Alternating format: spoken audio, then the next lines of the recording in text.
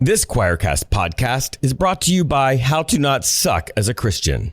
This book is a witty, no BS guide to unlearning the toxic parts of Christianity, like purity culture, apologetics, and the idea that God's love is limited to straight conservative Americans. It's sharp, it's irreverent, and it'll definitely make your fundamentalist aunt clutch her pearls.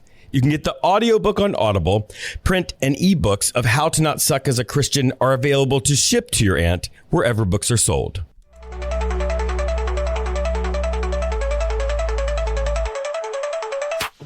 Welcome to the Unbelief Podcast, your journey, actually our journey together beyond inherited beliefs to a spirituality that works for you. I'm your host, Jeremy. I'm a deep skeptic, also a pastor. We can fix that later, right? No?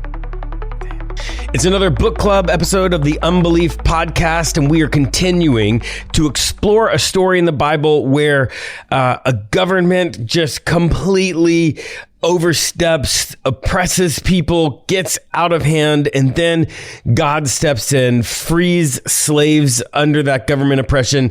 That has happened in this story that we've been exploring, the book of Exodus. Now we're on the other side of the freedom, and what we are going to discover today is that when you are leaving, when you feel like everything is getting better and you finally accomplished the big thing, things are often not as simple as you expected them to be. They're not as easy as you expected them to be. So we actually start right at the end of the Jewish people going through the Red Sea, God parting the Red Sea, getting the people getting on the other side. Pharaoh's army has tried to pursue them, and then the sea closes back over Pharaoh's army, and there is a big celebration.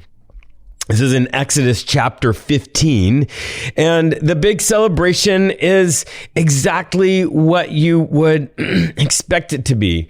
Basically, it's an over-the-top thanking God for all the things. And the way that happens in the ancient world and in this part of the ancient world is that you praise God and you talk about God in ultimate terms, right? It says, I will sing to the Lord. He has triumphed gloriously. Horse and rider, he is thrown into the sea. Obviously, that is a reference to the Pharaoh's armies being defeated and by the Red Sea. The Lord is my strength and my might. He has become my salvation. This is my God, and I will praise him. My Father's God, and I will exalt him. The Lord is a warrior. The Lord is his name. And this is, it goes on and on like this about God being the God of the Israelites, the God of the Jewish people being the strongest, the being strong and taking them through. And then in verse 11, something really interesting. It says something really interesting. It says, who is like you, O Lord, among the gods? This is interesting because a lot of people approach the Bible, especially Christians, approach the Bible as if everything that has been developed even after the Bible, like the idea of the Trinity, like Trinitarian monotheism, the idea that God is three persons in one, that there is only one God in three persons, all of that, they take all of these things that have been developed since then, and they read the Bible as if those things always existed, as if those things were that way from the beginning of the Bible, and they're not. Right here, it's a really clear example of that. In verse 11, who is like you, O Lord, among the gods? So in the Old Testament, there is a recognition of other gods, a recognition that the other gods exist, and that they're claiming that their God is the strongest or the most powerful, right? And that is because in that culture, in that part of the world, each nation had their own sort of patron god, or sometimes multiple patron gods. And when the nations went to war, it was thought that their gods were going to war. And when one of them one of the nations won, people would say, oh, our God is greater than their God. And so the most powerful nation in the world at this time during the story is the nation of Egypt. And they defeat Egypt. And so this song is a reference to that their God is stronger than all of the gods, because Egypt is stronger than any of the other nations in the area. So that means their God was the top. Then the Jewish people leave and defeat the Egyptians who are pursuing them. And so that means that the Jewish people's gods are now more powerful than Egypt's God, which was more powerful than all the other gods. Therefore, right? But this is important because it means again, our mantra, take the Bible seriously, not literally. And this is a perfect example of that, right?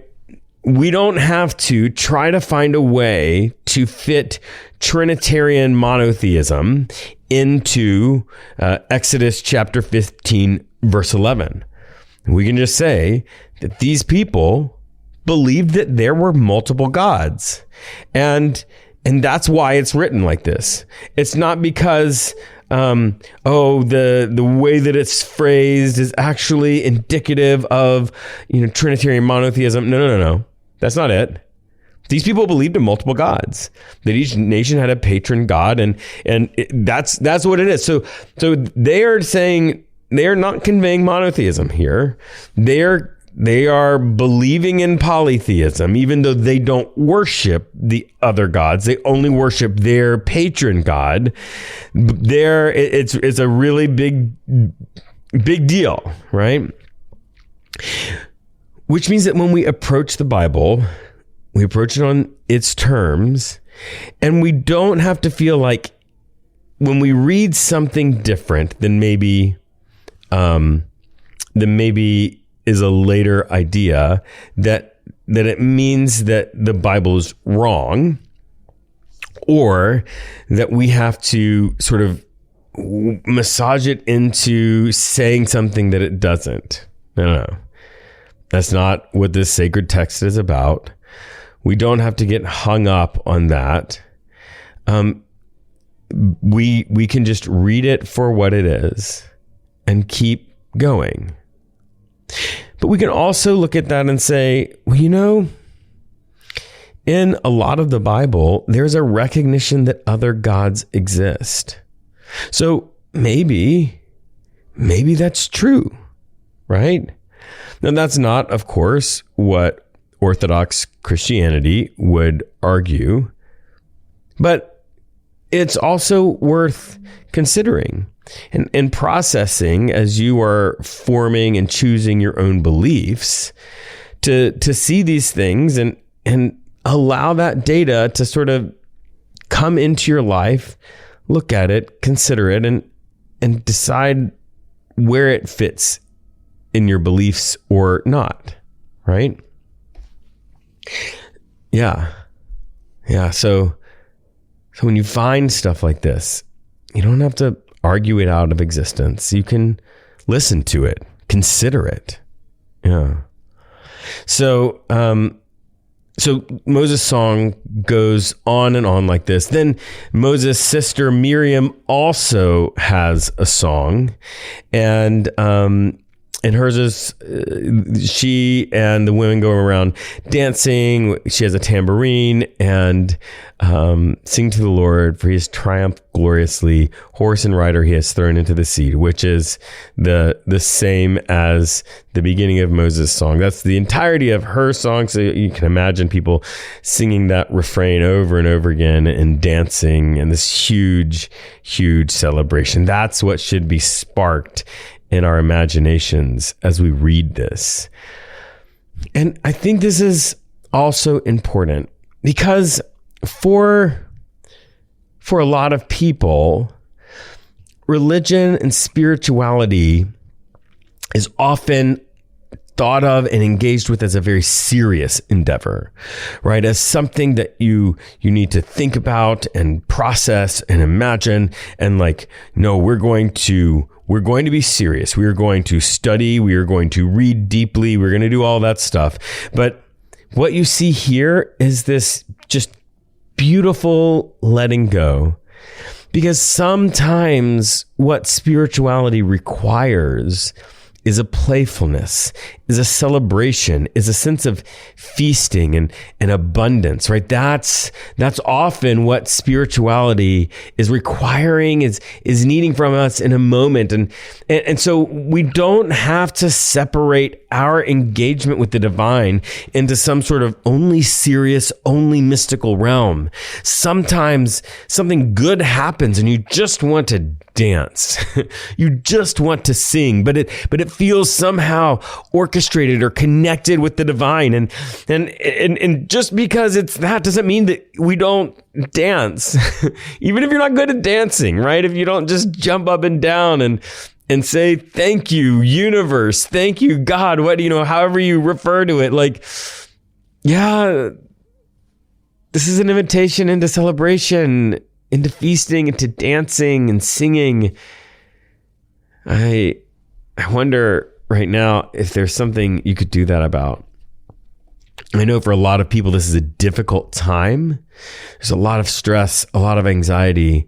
And let's just be clear, they're in that same moment, right? They did just experience this wonderful victory, but they aren't where they are going yet.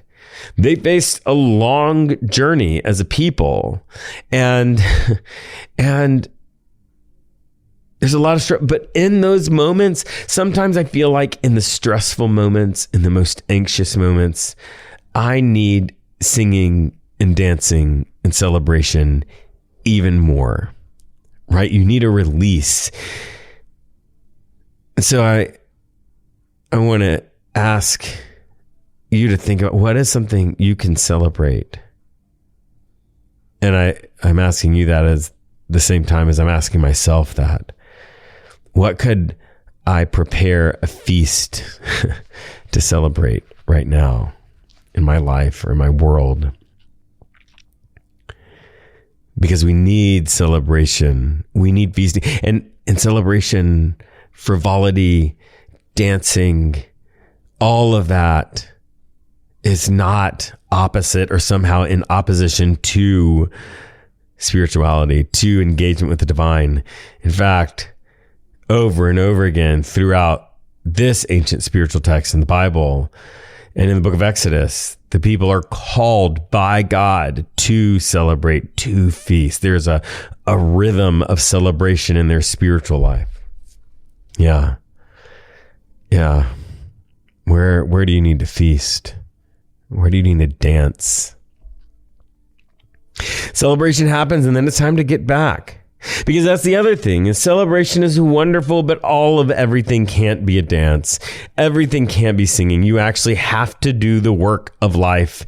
And that's what happens, right? It says, and then Moses ordered Israel to set out from the Red Sea. And they do. And now you can imagine on the heels of this huge victory and of the dancing, the people are like really excited. And then it says they went 3 days into the wilderness and found no water. Yeah. I mean, that's my experience. Oftentimes something really wonderful happens, and then just on the heels of it, life gets back to being hard. That's what's happened here. Freedom, victory, and then struggle. Because when you get the thing that you've been asking for, when you get the freedom you've been asking for, that freedom often comes with action, like things that you now have to do. And that's what the people are. They go to the Red Sea and they find no water. It says when they came to Marah, they could not drink the water of Marah because it was bitter, like it was bad water, right? Maybe it was poisoned, maybe it had, algae all in it or whatever it is.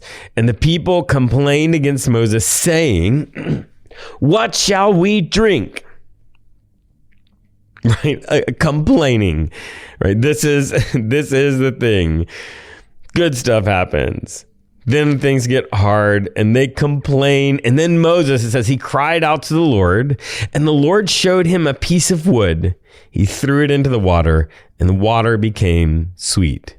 It was a miracle. And this isn't an important moment to try to figure out how that happened. I don't think it's supposed to be how it happens, but it is. The water became sweet. But this pattern that continues on throughout the book of Exodus. A pattern that is victory or freedom, then struggle, then the people complain. Moses cries out to the Lord, and the Lord heals it, fixes it, whatever the problem is, which of course is very much life. There's a television series called Downton Abbey. There's a character there called the Dowager Countess, and she has all sort of really funny one-liners, and one of them that stuck with me ever since I watched that series. She says, "Life is a series of problems we have to work out, and then we die." Which is the story of Exodus. God being part of that, but oh my gosh, that is exactly my experience of life. But I think what is beautiful about this pattern is that it mirrors our actual life. Things are good, things get hard, we get really frustrated and wonder, why are things so hard? If we're particularly spiritual, or if we had this idea that God is supposed to be on our side, we cry out and say, God, what the heck? Why is this so hard? Why? And then eventually we work it out. Things get better, and then things get hard again. Yeah. It's the story of our lives. And even though there's these interesting miracles about the things like the wood being thrown in the water, I think people get stuck on the miracles because it's, out of the ordinary. But really, this is a story of everyday life. And then God says, I'm not going to, if you just do what I say, I'm not going to bring the diseases brought on you by the Egyptians. I'm on your side. And then they go to a place that says where there were 12 springs of water and 70 palm trees. Numbers in the Old Testament are really important. They have meaning and symbol. 12 is like the 12 tribes of Israel. And so 12 is a thing that's symbolizing all of the people, right? All of the people of Israel. So there's 70 palm trees. And then it says there's 12 springs of water, enough water for all the people, and 70 palm trees, which is 70 palm trees. The number 70 is about completion. It is about, fullness. The idea is oh man, there's so many palm trees. We're just totally sheltered. We can take a breath. And then they leave there because they are on a journey. They are not staying in any of these places. This is a path, a journey through the wilderness. They leave there and they come to the wilderness again.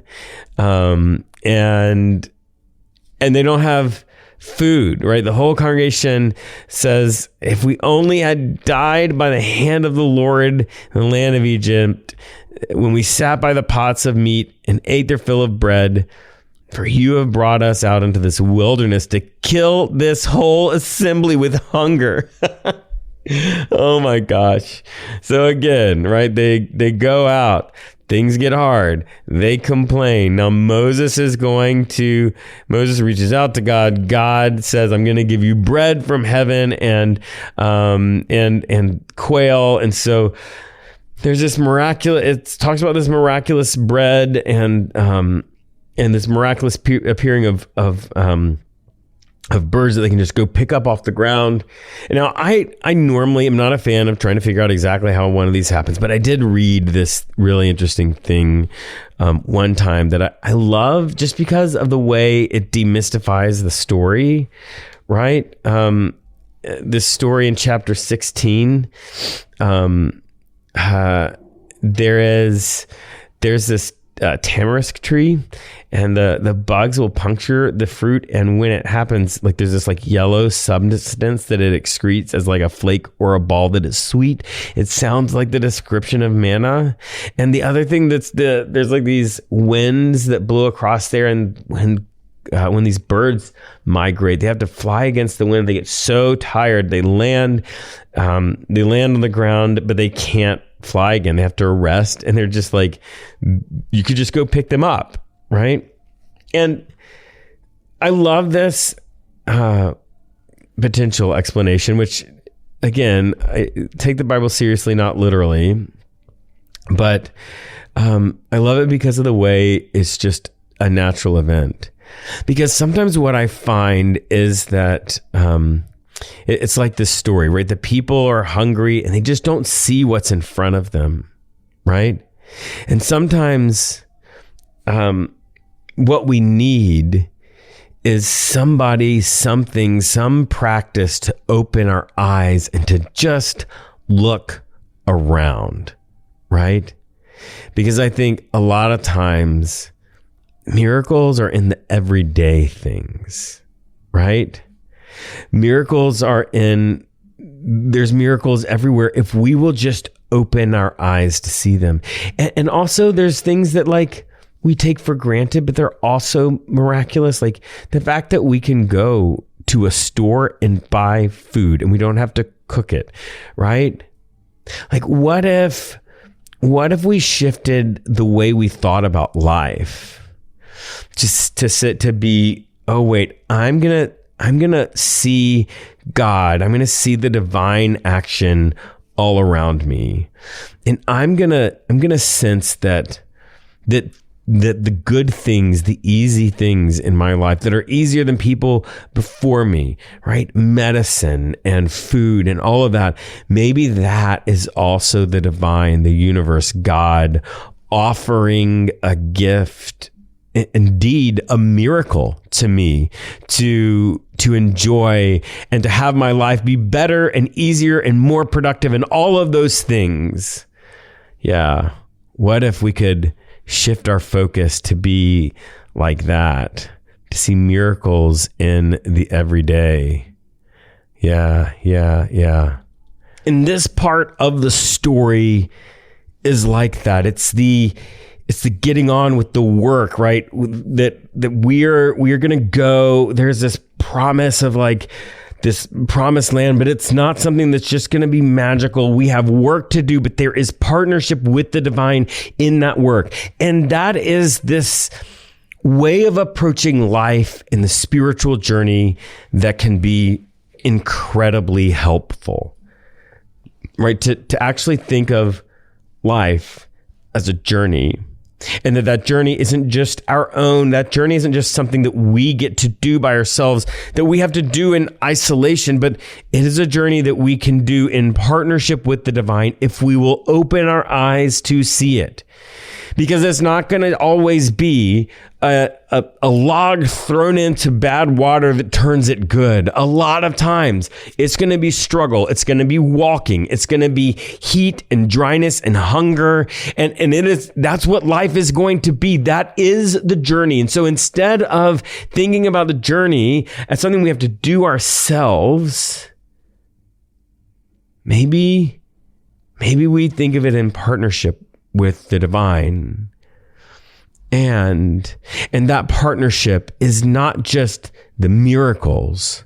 That partnership is with other people, right? Because what we see in this pattern is you have the struggle, the complaint, and then Moses approaching God, and then God fixing things, right? But Moses is there because what we've seen throughout this story is that God, the divine, the universe, whatever, has sent a person to be involved in the life of these people to help them connect with the divine.